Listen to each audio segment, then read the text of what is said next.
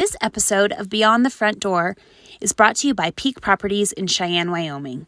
With over 75 years of combined experience in real estate, it's our goal to help clients buy and sell and save by providing the information you want and the professional services you expect. Let us help you with your residential, commercial, HUD, income-producing properties, as well as vacant land and rental needs. To learn more, visit www.sellcheyenne.com. Welcome. You're listening to Beyond the Front Door podcast with Lindy and Rhea, and we're real estate agents at Peak Properties, and we bring you real estate stories that make you laugh, cry, cringe, inspire you, inform you, all of the above. Welcome, and we put the real in real estate. Yes, and we've had all of those things, so. Hopefully we'll have more laughs than tears today. Right? That's the goal. Well, thank you so much for being here today, and thank you to all of our listeners for chiming in. I would like to introduce our guests, Stan and Maggie Hartzheim. Am I saying that correctly? Nice. With Double H Home Loans. Awesome. Occasionally I get it right. Yeah. You're with Double H Home Loans, and so I just want to thank you for being here today and have you share just a little, like some introductory information, like a little bit about yourselves and your family and what brought you to Cheyenne and how long you've lived here and all of that. Awesome. Thanks, Awesome. Thanks for having us on the podcast Thanks for today. having We us. really appreciate it. Yeah, this is super exciting. Yeah, It's kind of nerve-wracking too. everybody feels that way, but I'm hoping that as you get to talking and yeah. you know, I think when you're in this business, you like to talk, right? Right. So Stan likes to talk. you Usually do I'm all like, right. can you just stop? you do all right, he says. Yeah, she tells me to shut up a lot, so that's probably true. No, Well, I'm nice thanks about for, it. Thanks for having us on today. I'm gonna let Maggie tell you a little bit about our journey to Yeah. Cheyenne. Coming back here. I was actually born here. I lived in Casper, Thermop, Jackson, back to Thermop, and then with my mom we moved to Colorado. We were there for many decades. That's where I met Stan. But we had been wanting to get out of the city. We hated it. It was miserable. We were miserable, and our kids were getting older and out of the house. And my grandmother passed away, and she had some property, one of the first homes built in the ranchettes. And Okay. Stan and I kind of started talking about it. One day he's like, why don't we just buy this house? Like, my dad and I are going through some old photos, and I'm kind of getting emotional. Sure. I remember, like, when I was a little girl, and I'm like, Stan, none of this, the point wasn't here. And he's like, well, why don't we just buy this? And I was like, wow, well, we could do that. Is that possible? That's possible because we wanted, to me, it was like a legacy, you know? Yeah. We didn't want to just see that property just sold to anyone. And I had so many good memories from my grandparents. And so we kind of started on that journey and we bought my uncle out and then moved up here, and then we also moved my mom up here. So she has Alzheimer's, and at the point where we were making all these plans to come up, we realized that she was going to need to come with us. She needed some care. She needed some care, Okay. and when we got up here, we realized a lot of care. She needed quite a bit more than we first thought. Okay. Yeah. She had done a pretty good job Yeah. of hiding some of her needs for a while when we were visiting once a week. Yeah. Sure. As soon as we were all in the same house together, It becomes much more. we Yeah. were like, oh Yeah. my goodness, this is a little different than we thought. And then like in the mid 80s, my grandmother had put an addition. So it's like a little apartment. So she's got her own bathroom, little kitchenette, Oh, which she that's doesn't nice. use. But yeah, living room. So she has her own privacy. And it really just worked out really well. And then, yeah. I have to interject a So, little yeah. humor in this situation, Okay. just so the audience knows. I think when it comes to family, if Dude. you can, it's Right. important. It's, yeah. The grandparents of Maggie are Yes. not her mom's parents, but her My- dad's parents. Yes. So, Carrie is her name, has Alzheimer's, and she doesn't always remember everything. But in her moments of clarity, she likes to say, holy crap, I live in my ex-mother-in-law's house. Yeah. How did this happen? And then she'd be like, well, she wasn't very and I'm like, we do not speak ill. Like, my grandmother lived here for 60 years, and we're going to keep the energy good and positive. Well, it probably defined some of her life, correct? A that little- relationship. Yeah, Yes. yeah. Yeah. And then my dad, my stepmom still live here, and my dad comes over. He's retired and semi-retired. Anyway, so he comes over almost every day, every morning, just to stop by, say hi. He's happy we're here.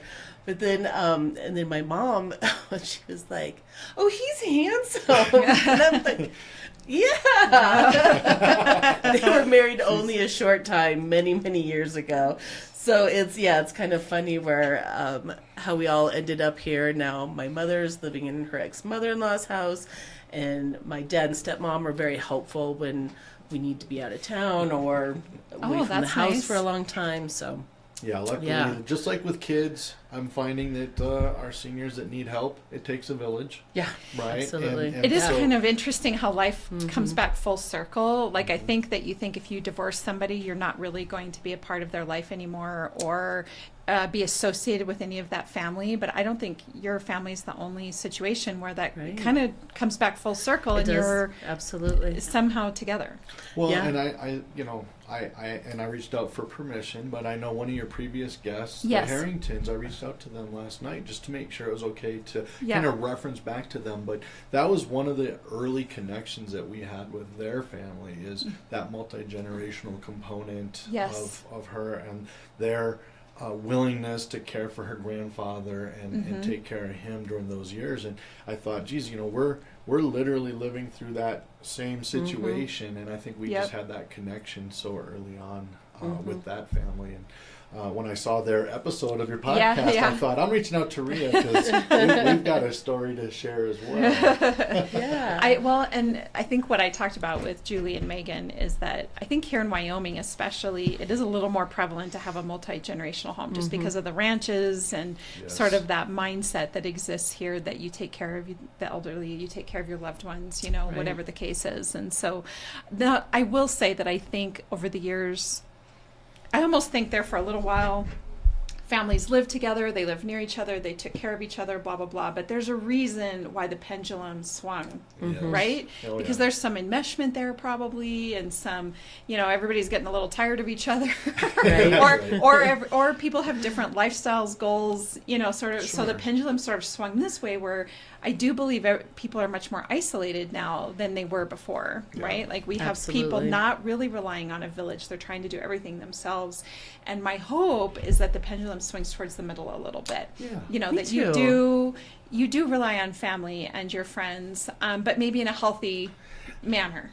Correct? I would second that. Yeah, in a I would healthy second manner. that, In a because healthy Yes, manner, yes. however that Absolutely. looks to your kids. Right. Yes. Yes. We know that codependency is real. We're not looking for that. Well, and I But- do think, a long time ago, what were boundaries? What Right. did that even mean? Yeah. Right. Right? And Right. it's just, I think over the last few decades that we're really starting to define boundaries and what they look like. And just like you're saying, your mom has her own place for her privacy, but also you have a place for yours. Yeah. That's Right? right. So there's some separation there and boundary, but you're still taking care of her. I'm certain you probably see her every single day and all of the things, but there you can retreat Yeah. and have your Yeah. own space. And I talked with Megan and Julie about that a little bit, because I'm like, okay, you guys all moved into this one house on this land, and it's great that you all love to be together, but I'm certain at the end of the day, It's you want to retreat. Well, and Yes. they- And they Well, said and they you need agreed. that. Yes. Yeah. And we have to have that. Yes.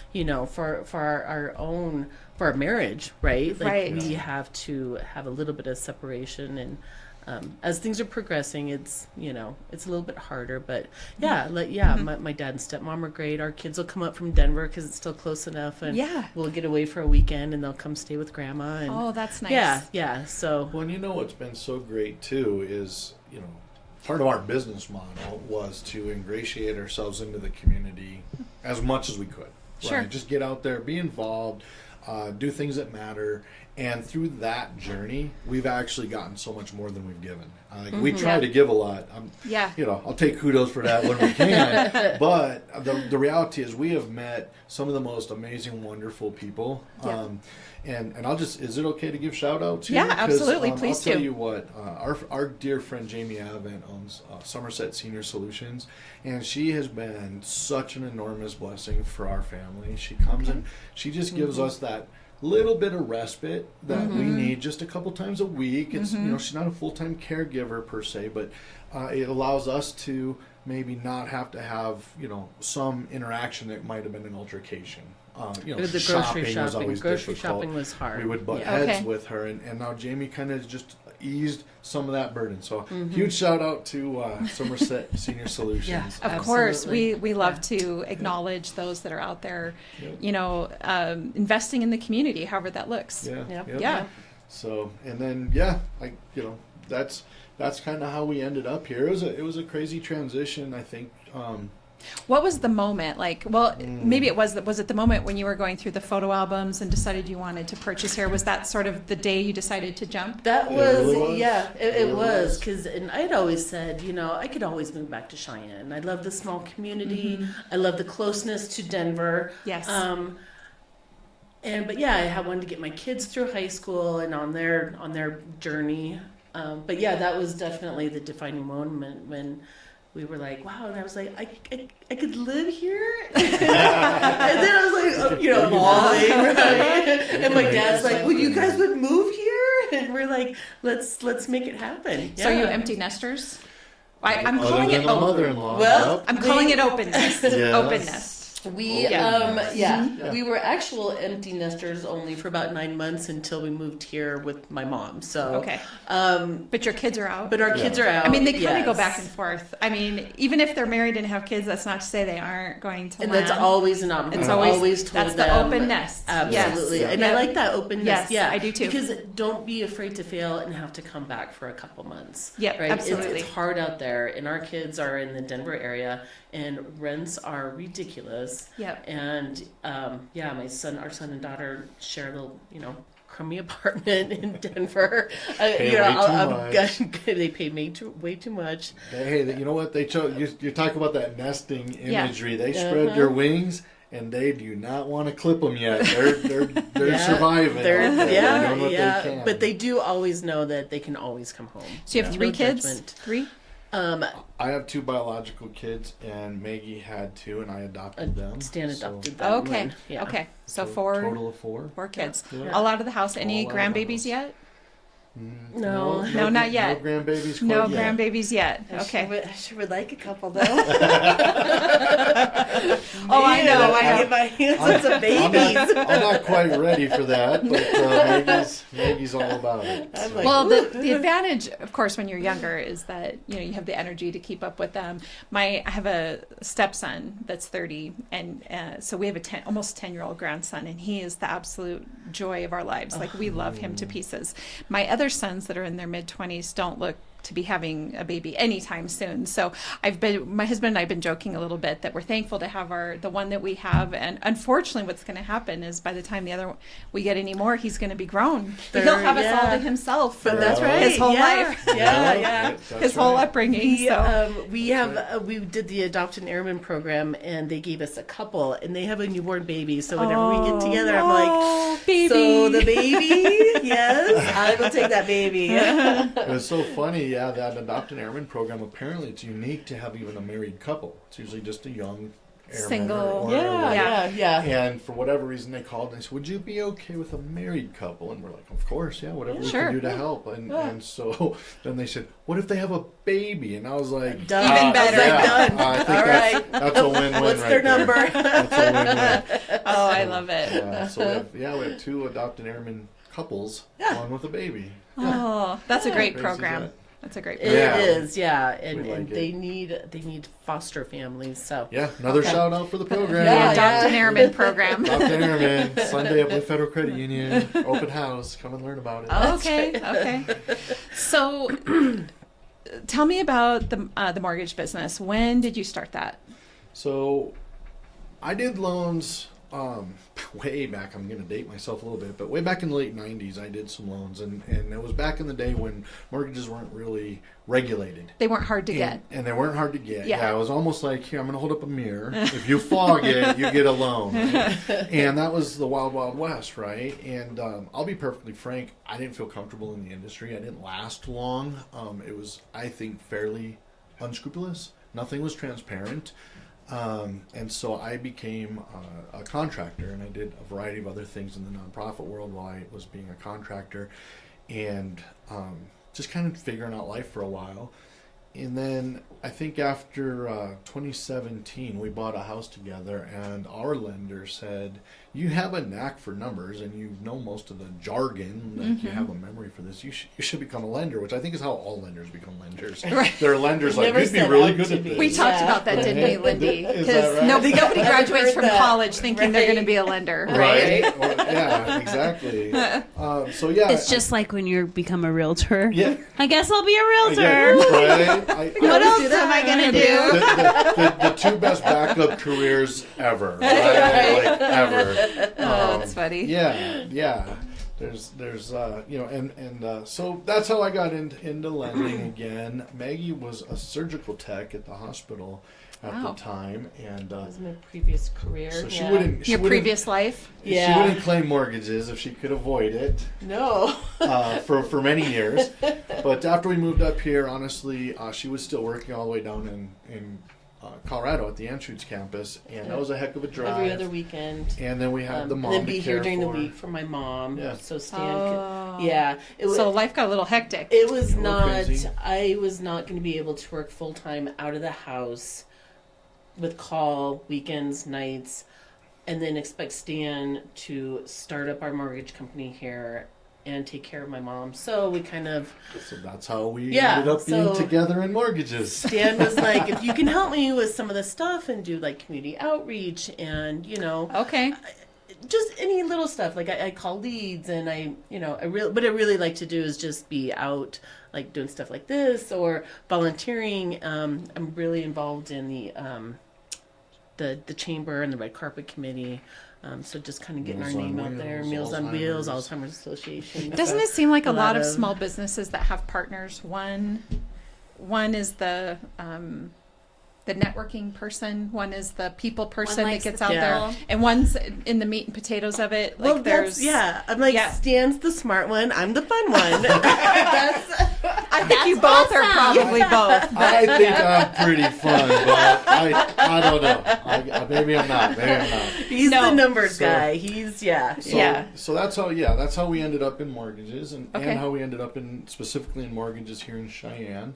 And one thing that I was in Denver for a long time in a big city, and one thing that I didn't quite grasp was how many folks here went to middle school with their favorite other person. Right? Yeah. like if, There's a lot of that, Right, yeah. your favorite Yeah. lender, your favorite insurance person, your favorite whatever you've known for a long time, and so Yeah.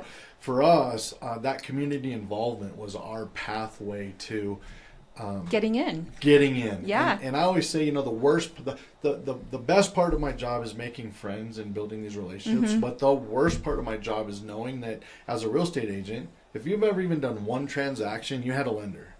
And I know 100% of the time I'm walking into the middle of some relationship. And obviously, if I'm going to be successful, I'm trying to pry my way in there Yeah, and break that up a little bit. And Yeah. that literally is the worst part of what we do, because we are in a relationship business, but we're also in business. Yeah. So I always recognize that that's a pain point, and try to also recognize that every single person that we've come in contact with in this town has been awesome to us. Yeah. Our Oh, peer absolutely. group Yeah. has been friendly and for the most part welcoming, and we try to reciprocate that. And so that's been a real blessing being here in Cheyenne, but it's also the hurdle that. But I also we think notice. too, and this is what I talk about a lot when you may have friends that are realtors, mortgage lenders, whatever industry that they're in. But it really comes down to personality and the products that person provides, Yeah. right? Absolutely. So you may have a friend that's in the business, but they may not be the best person for you to help you complete that transaction. It doesn't mean that friend isn't very capable, and it doesn't mean that that friend isn't still a friend or somebody you care about. But, just like with anything, I talk about this a lot. Like, even when I lived in Gillette, I had a lot of friends that were realtors. Yeah. How do you, and I always say to all my friends or anybody around here, I'm like, my feelings aren't going to be hurt if you choose somebody else, because I do think it comes down to personality and the product that's being provided. And, and that really, I'm passionate about that. I want people to do what is best for them. Yeah. You know what I'm saying? So even though you maybe were walking into situations where people have been friends with them forever, it doesn't mean that that's always the best setup for their transaction. That's a great point. Yeah. Thanks for sharing that. Actually. That's good and insight. recognizing that. Yeah, because like I said, I disagree. If you go to someone else, I will cut you. No, just kidding. Wow. I won't. I don't think you play. Yeah, Libby's just a meanie over there. Be careful. She's not messing. I got it. So, That's funny. well, on It's that a joke. note, It's a joke. It's a joke, Joke. everybody. everyone. She's really nice. Lots She's of really laughs nice. here. Lots of laughs. On that note, I'd love to share a little bit about Yes. what we do that I Please think tell us. is a little different. And anybody that wants to give me a call and correct me, I'd be happy to learn more about our local market. But I don't think there's another mortgage broker in town. Most everybody is in one of the other two buckets. So there's three buckets of lenders, right? The banks and credit unions, what would be called direct lenders, and then the mortgage brokers. And I spent most of my career in the direct lending world. I worked for some of the big name companies that you might have heard of, even around town, as a branch manager. And then we discovered this broker channel, and it just made really good sense for us. The general philosophy, I think, behind brokering is that we have more solutions for people. I guess that's the best way to put it. Some people would say we give up a little bit of control because we don't have underwriters. We don't control the underwriters, right? We do the loan origination. We process it. We have the processors in place. But then we turn it over to a lender. And so we work with about 100, 105 different lenders. And so we have solutions that would fit just about anybody, right? It doesn't matter if you have, an FHA borrower with a 520 credit score. We have a program for that, right? If you have a VA borrower with a 500 credit score, or whatever the scenario is, right? Or you need investment loans, or we have all these different options. And I think that the broker channel allowed us to present more options for people than what I was able to do when I was more in that retail lending world. Sure. So that's probably the number one thing, is having options. For those that know me know that we built our business on a philosophy of education. Like, that's our goal. Like, we educate you guys. We did the Board of Realtors VA You did the class, VA class, right? yep. We specialize in VA loans. I think we do those as well or better than anybody. We really understand the ins and outs of that program. We educate our community. We educate our borrowers and our partners, insurance folks, and so on and so forth. We pride ourselves in having options and then educating people as to what those options are. And then helping them navigate that, right? Like, sometimes you can overwhelm people with options. And so we have some really cool software. We can put together a bunch of different options side by side and then walk through it with a person and say, hey, everybody wants the lowest rate, right? Like, I mean, right? Let's be honest. Everyone's like, hey, what's your rate? I want the lowest rate. But the reality is, you could have any rate from here to here on a price sheet, and each one has a corresponding price. And if the reality is you don't have as much cash maybe as you need, well, let's go with a slightly higher rate and give you some cash to work with. Right. Or you have a lot of cash, let's buy down the rate. Right. Right. And then look at this on a time horizon. And so we just help people navigate all of these conversations. We show it to them in a pretty cool software that's kind of similar to what a financial planner uses to show you what your investment strategy options might look like, and help people decide on what's a good fit and what isn't a good fit. So I think that's the premise behind how we do business, trying to be educational in nature, provide options. And then our fee structure is second to none. I mean, the reality is we don't have any overhead.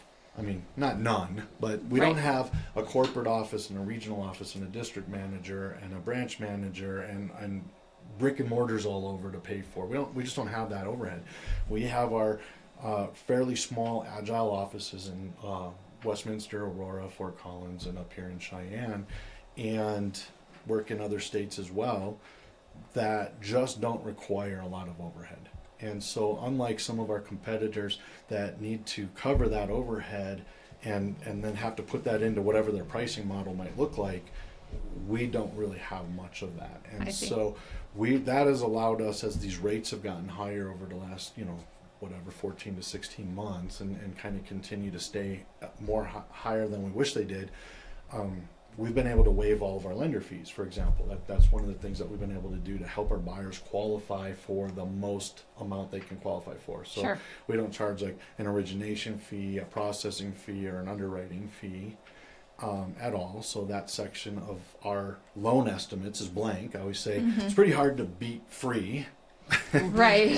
And then people say to me, well, how do you get paid? Well, the reality is I get paid by the lender that we represent. Sure. So we get paid, and I'm not saying that we work for free ever, but we just don't get paid by the borrowers. And that allows our borrowers to take advantage of that lower overhead and that fee structure and our aggressive rates to qualify for as much as possible. So, and that keeps the options available. I think that we were talking about this earlier today, that I know that before I got into this business when I was a lot younger and buying my first house, I remember thinking at the time, because everybody used to always say shop around for the best rate. And I was always thinking, why would different banks have different rates? Or why would I go shopping around? Most likely, if I'm approved here, if I'm not approved here, I'm not going to be approved anywhere.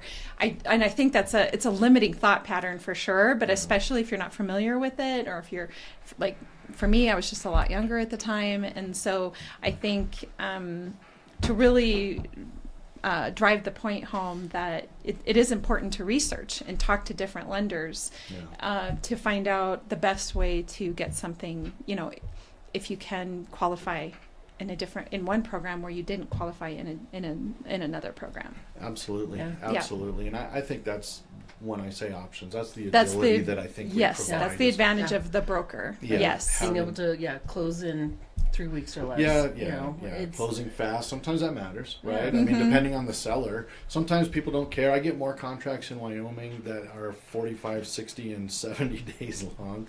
Than Those are I've not our ever- choice. I'm just You're like, right. I'm like, what is happening? I literally think I'm one like, of the things please that, no. right? One of the things that I feel like makes us look great is that we're averaging 11 days to clear to close. Well, they don't care if it's a 70-day contract. So I'm like, you're messing up my ratios here, Like, let's go. We gotta go. Let's get this done. Let's get this done. Let's go. But we have that agility. We can go fast. We can go slow. We don't charge a lot, and I think that we have more options than most. Yeah. So, on the lending side of it, and to your point about people that don't understand, for our listeners that maybe aren't in the industry. If you think about rates, this is the imagery that I try to, the picture I try to paint. If you think about rates like a product, like a I don't know, a bushel of apples, you would go over to Albertsons and then over to King Soopers and maybe to Walmart or Sam's Club, and you would find that the Fuji apples today cost different prices at every different store. It's a good example. The exact rate, if today's rate is 6%, well, that 6% rate might cost you $0 at this lender, and it might cost you $1,000 at this lender, and then $2,000 at this lender. And I'll be honest, if I pulled up a price sheet of our first 25 lenders that we work with today, and we had 6% pulled up, you would see a disparity of a credit of $1,500 down to a cost of $20,000. That's the disparity between the banks.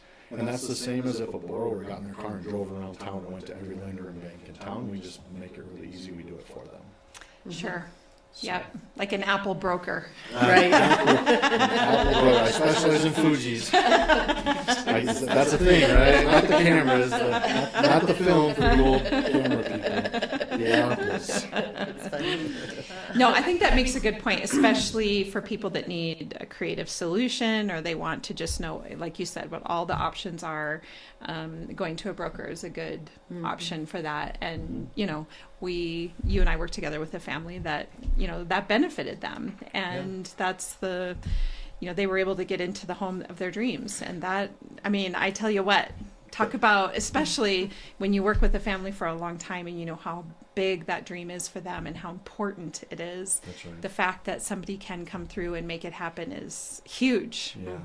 Well, and that particular family, that's such a great example because Yes. they were at a lender that had their captive program. That's what they offer. And not that it's bad, it's a great program. It just didn't fit for this family. Yeah. And they didn't have another option. The only option is say, well, I'm sorry, you don't qualify and you can't buy this house of your dreams. Yeah. And then they came to us and I thought, oh man, we got the right solution for these folks. Yeah. And then honestly, full disclosure, as it turned out, I didn't right off the bat.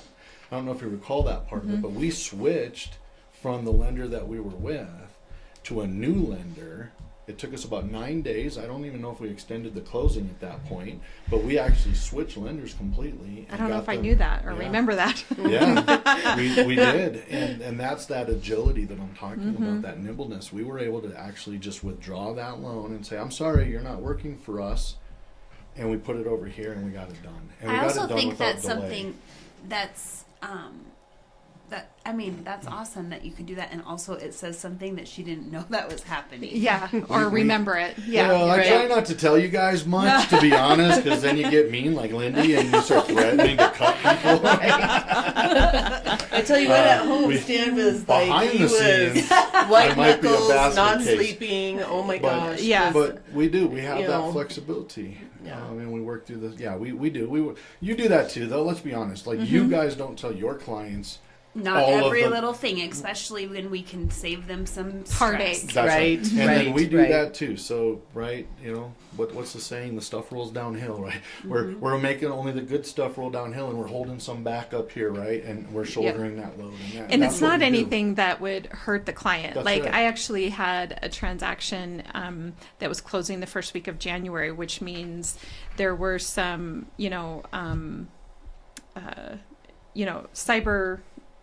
Oh, right. cyber Oh, issues that were was occurring at the that end of December, right? With the title company? Yeah. And so the what ended up happening like 2 days before closing is that somehow the documents, because of all that, hadn't made it to where the remote place where the sellers needed to sign, and it had to be overnighted and all this stuff. And I was on the phone with the listing agent, and I'm like, you got to make this happen. Like and I did. I kept that quiet because That's why right. stress That's my right. clients out about it? Right. Because it's probably going to be fine. They're Right. probably going to get the documents in time. Everything's going to be signed. Everything's going to be good. But was I calling really regularly to get updates and find out what was going on? Yes, I was. Absolutely. And because I'm monitoring it to decide the moment, do I need to cause my client stress and let them know this is happening, or That's right. is this progressing Right, along as it right, should? fine. Yeah. Yeah. And it turned out just fine. It turned out just I fine. think all of us as professionals have a rule that we deliver the bad news quickly, right? When Yes. it's truly bad news, that And when they it's have necessary. to know. When it's Necessary. Get that delivered Yeah. quickly. That's Yep. the easiest, fastest way to rip the Band-Aid off. But if Yeah. they don't have to know, if this is something that you can solve for them, Yeah. why put them through any Through it. additional stress? Moving, Yes. we deal a lot. Like I said, we specialize in VA loans, and people that are PCSing around the world, that is a traumatic event. Oftentimes for the enlisted person or soldier, but also so often for their spouse. I mean, I watch some of the spouses groups on Facebook, and man, they're losing their minds with stress over this relocation they have to go through, and they might have to go through that 2, 3, 4 times, Several in times through their career. and so that why add any additional stress, right? Yep. That we can avoid on their behalf. So Yep. No, I completely agree. Well, for all of our listeners out there, if you had a piece of advice that you'd want for them as it comes to searching for a lender or a product, what would that be to them? I would say the number one advice I could give to people: if you're thinking about buying a house, start the process of finding and working with a lender earlier than you think you should. a lot of the times people will come forward when they are, let's say, 60 to 90 days away from the end of their lease, for example, or they're having some life change where they're going to downsize or upsize. Or they have found the home that they want. Well, Their dream house. let's hope we didn't even get that far And yet, they're already right? under contract. You're like, what? Wait. But a lot of times, It happens more than, Yeah, it because I think does. what happens is people are like, oh, I'm just going to go look, and it ends up being And then exactly they what find they it. want. And Right. and there's nothing wrong with that if you Yeah. can pull it together and make it happen. Yes. Right. Well, I'll try to put a little bow on this though, because I think it's valuable for all of our listeners and all of us in the room, to be perfectly honest. If they come 6 or 9 months early, and we find out, for example, that they have some road bumps in their credit, we can overcome that. If they need to save a little bit of money, we can overcome that. And I'm not going to jump on a soapbox, but most states have a program, and we have one here in Wyoming, to help buyers with their down payment. And I'm not going to get too far into the weeds here, but the reality is in 2008 and 2009, our profession was accused of putting people upside down in houses. Well, do the math on that program. We're putting people about 8 to 10% upside down in a house every time we use that program. If I can find a similar program that uses more grant money and less second mortgage money, for example, or if I can have 6 extra months to talk with these folks and help get them on a savings plan, we could get them into a house that if they have a calamity in life right after they buy it, they don't have to go into foreclosure, right? Because they're Right. not upside down. They can't afford to sell it, whatever that is, right? So Right. that's as much of my soapbox as I'm going to beat. I don't feel good about putting people in that particular situation. Yeah, because you care about your clients. But Yeah. I do believe staunchly in home ownership. And if that is the pathway, then that is the pathway. Just let's look at that as the last resort, not the first resort. So I think that getting early with a lender solves cash flow problems quite often. It can solve credit Yep. repair issues quite often, where then you're not signing another 1-year lease, right? We could get out in front of this. Getting pre-approved also solves another problem for you gals. It's a safety issue. I've said that for many, many years. I don't think a lot of bad guys want to give me all of their personal information, their driver's license, and their bank statements, and then go commit a crime when Yeah. you're one-on-one in a home with them, Sure. right? And so Yeah. I've been saying that for years, that having your people fully pre-approved, not some verbal pre-qual, but fully pre-approved. It sounds self-serving, but it doesn't have to be me. Yeah. Whatever lender that they choose to work with. But and it's a little better now, because I don't think you guys drive people around as much as real No, we estate meet them agents. there for the Yeah, most more part often now. than not. But so I used to always just kind of beat that drum, like, hey, don't put them in your car. Right. Right, just don't put them in your car. Well, now I'm saying, don't go 10 miles outside of town Yeah. and meet them one-on-one at 5:30 after the sun just went down. Yeah. Like, let's go through the process of keeping you guys and men, Yeah. let's be honest, anybody. Everybody let's, safe. Let's keep everybody safe. Yeah. And so that's an angle to this pre-approval conversation that I've been taking for many years, and I don't It's a think new one. most I mean, new one that's people brought up. talk through that. So when we talk about self-awareness and different things that you guys do during Realtor Safety Month, for example, I always bring up pre-approvals, because we already have so much of their information. And you're It's like, a protective factor. And it's an easy selling thing. You need to be pre-approved to look at a house. If you like the house, we don't want to be jumping through a bunch of hoops to get you the house. Yeah. And then also in the back of your mind, you're going, also it's safer for me to know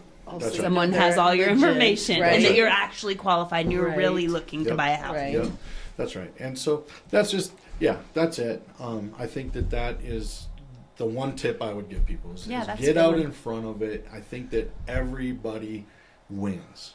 I completely agree. And it's really empowering to the buyer. Yes. Like if you're looking at homes and you're not sure that you're pre-qualified yet, or you don't know how much, I think it's there's some anxiousness that can come with that. Absolutely, yeah. Whereas if you're pre-approved, you know your price point, you know you can buy, it's just very empowering. You just walk in and You say, say, "This is it. this is our what I dream- want, or This this is is my not what I forever want." home." I know I can right? buy it. Yeah, That's Right. Right. That's right. Yeah. There's And I something know very I can buy empowering it. about I it. know. Yeah.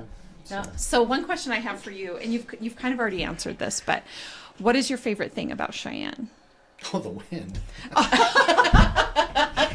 Just kidding. I didn't know that you couldn't Does the open wind both get doors of your car at the same time. Come on. No one told me that. I learned it. I think the wind gets brought up every single Right. Thursday, does it Of not? course, of Yeah. course. No, hands down. I've said this in our YouTube channel as well. Every video I've ever made since I moved here, the people here are enormously friendly. Yeah.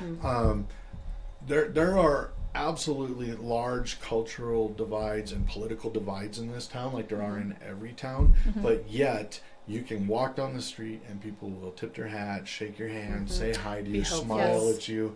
And stop if they think you need help on the side of the road. Yeah. And as evidenced just by the sheer volume of silent auctions we do in this town. This town Thankful comes Thursday out. We tonight. can raise some money. Friday food banks tonight. Yeah. Thankful- Another shout out. Thankful Thursday. No, Josh Allen jersey. That is Right. Friday food bag is tonight. Yeah. Friday food So, night but tonight, the nice people, honestly, Yeah. regardless of the fact that there's plenty to disagree about in life, we can still look at one another, smile, shake each other's hand, and be friends. And I don't think that there's that many cities around the country that could say that. I completely agree. Nope. I completely agree. Your question, your favorite? Oh, what's the final favorite question? If you could buy real estate anywhere in the world, where would it be and why? Money is no object. Whatever Oh, all right. So if money's no object, you can bring your whole friends and family. Sure. Buy them houses too. Sure. So That's a unique We're- one. See, and that's exactly what I say. I Because- go, I wouldn't move because I'd have to take everybody Everybody with with me. me. right? So we're going to Steggy's Island. That's what we call ourselves, Stan and Maggie, the Steggy Show. Stag show. You're buying an We're island. buying an Like island. We're islands? taking all our friends and family. Are we friends? We're friends. We're friends. I don't know about Linda. She was mean earlier, but no, you can come. Yeah, she's my friend. You're coming. You're coming. No, I can't say no. You're right here, right? you know what? I thought I had dangerous. an answer when you first asked it. A friend of mine who was a mortgage broker a few years ago kind of cashed in his chips, and he went and bought a hotel called Monteverde in Costa Rica. And it's absolutely astonishing that he's created this great life in Costa Rica. And I thought, that's going to be my answer. Like, That's I'm going what to I buy a wanna hotel. do. I'm going to buy Yeah. this little, 12-room hotel. But she came up with the idea of taking everyone we know to an island. See, so I thought about that's this what we're question doing. because I listened to your podcast. Yeah. And I was like, I'm going to be ready for this. We love it. We love it. Yes, we Well, appreciate that. Thank you so much for joining us here today. It has been a real pleasure. I really, of course, we always enjoy chatting and visiting with the people that we work with, and you guys do a great service as well. So thank you so much for Thank that. you. Where can people find you? DBLH Loans, short for double H Loans.com. Home Loans by Stan on Facebook. And we got a trick YouTube page. It's WYNOT question mark. The question mark is the trick part. It's why not question mark Wyoming. So if you want to learn more about our journey to Cheyenne, our road trip around the state, and all of the great things you can see, even when I say some of the cities like Du Voice wrong and call it Dubois, you can find us on YouTube as well at Why Not Wyoming. Perfect. Well, thank you so Awesome. much. And thank Thanks you for so all of much. our listeners for tuning in. You can, as we like to remind everybody, Lindy and I, Rhea, are both realtors here at Peak Properties in Cheyenne. So if you're looking to purchase or sell, we would love to help you with that. And you can find us at www.sellcheyenne.com, as well as all of our social media platforms. And of course, beyond the front door, it's Spotify, iHeartRadio, Apple Podcasts, and YouTube.